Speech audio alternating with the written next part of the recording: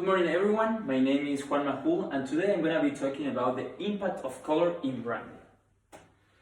Since the beginning of time, color has been consciously or unconsciously used by humans as a form of communication revealing certain values or feelings. However, its great psychological power has led many cultures to adopt one or another under different criteria. In this context, there has been an attempt by several researchers to identify some common denominators on how colors influence human beings in their lives. The study of this field has achieved some great advances in predicting human reactions in the face of different colors. In fact, several studies have shown that the success of a company is highly related to the brand color psychology that each corporation develops. In other words, it's undeniable that color in branding has a huge impact on human decision making. So, how does humanity interact with brands? So, let's first start by understanding the concept of brand color psychology. It's defined as the study of how colors affect behaviors regarding the way customers perceive brands. It has been noted that 80% of human beings' perceptual impressions are received through colors.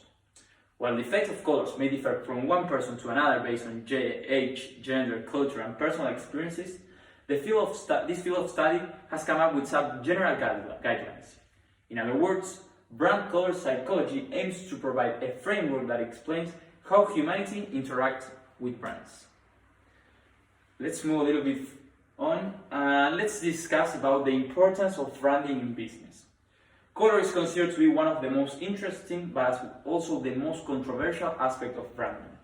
In the last decade, thousands of companies have developed color-focused strategy in their branding, advertisement, and communications. In this context, a study found that up to 90% of snap judgments made about products can be based on color alone, specifically based on the experience of the customer within less than 90 seconds.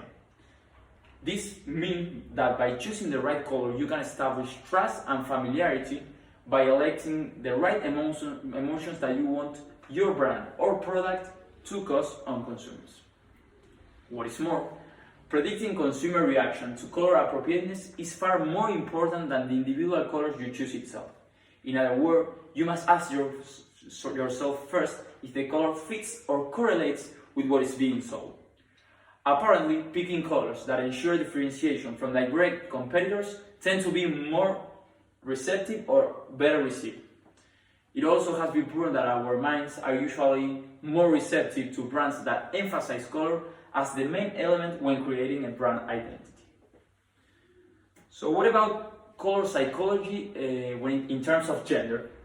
In terms of decision making, studies have found that a product's colors influences 60 to 80% of a customer purchasing decision.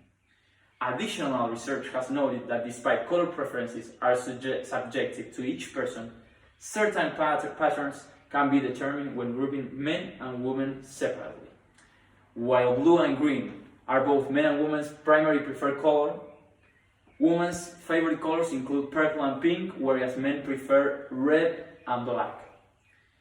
This study also denotes that when it comes to shade, tints and hues, as you can see in the graphic, women prefer soft tint colors while men are more receptive to bright shade colors. Therefore, it is obvious that brand masculinity and femininity perceptions may also differ. Nevertheless, regardless of gender, brown, orange and yellow are at the top of people's least favorite colors. Now, why don't we discuss the color's meanings and its emotional charge? It is undeniable that color creates brand meaning by conveying several elements, including not only the product, but also packaging, advertisement, distribution, brand logo design, among so many others. Based on all this information that we have gathered in our research paper, we can deduce certain rules from each color.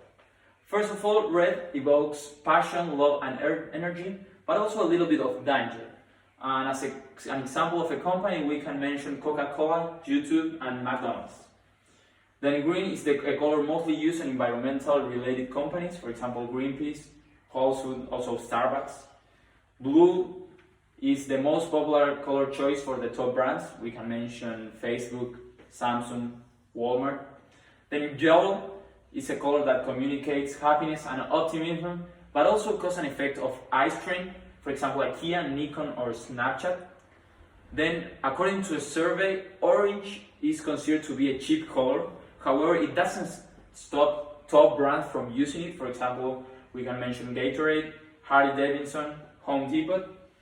Then black, it reveals elegancy and sophistication, and it's a color highly used on prestigious brands, for example Dior, Nike and Prada. And then we have white, which offers a perception of space and modernity, for example Apple and Walt Disney. What I want to make clear is that despite it is important to consider your target audience when deciding your color palette, your brand can still be successful outside of traditionally light colors. For example, I'm going to talk about the most successful companies. Some of the greatest branding campaigns have shaped several businesses into the most successful companies. As a matter of fact, a research carried out by Miemistro, the most commonly branding color used in the top 100 companies is blue with a 33%, including, for example, as I mentioned before, Samsung, Dropbox, and Walmart. Secondly, red represents around 29% of the companies as their primary branding color, for example, Pinterest, Pizza Hut, also McDonald's. Then we have black and gray as the third most popular choice with 28%, for example, Uber and Apple.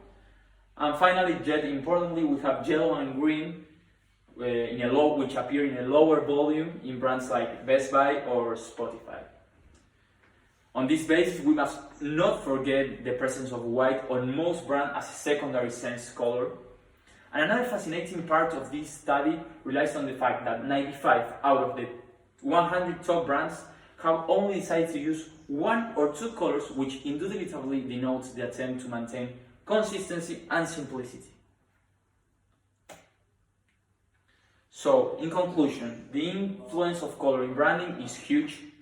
Color psychology in branding is fundamental, and it is what gives an explanation on how customers may potentially perceive a company and its brand. It is undeniable that when an organization has a strong branding culture, the selection of color regarding the object of the company is of great relevance. All in all, color in consumers' behaviors is critical. However, while certain colors, as I mentioned before, may appear as more approachable, you must remember that your brand can still be successful outside of traditionally light colors. So this is it, guys. I hope you guys enjoyed the presentation. Thank you very much for your time. Is there any other question?